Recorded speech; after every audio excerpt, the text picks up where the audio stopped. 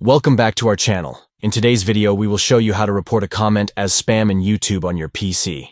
Let's get started. Step 1. Open YouTube on your PC by launching the application or visiting the YouTube website. Step 2. Find the comment you'd like to report as spam. Scroll through the comments section until you locate the specific comment. Step 3.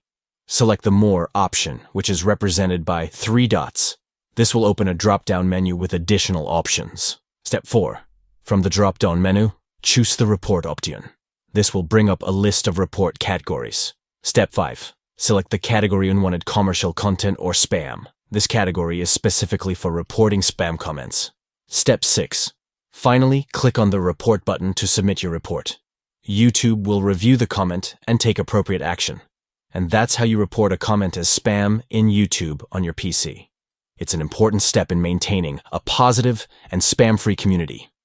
If you found this video helpful, don't forget to give it a thumbs up and subscribe to our channel for more useful tutorials. Stay tuned for our next video.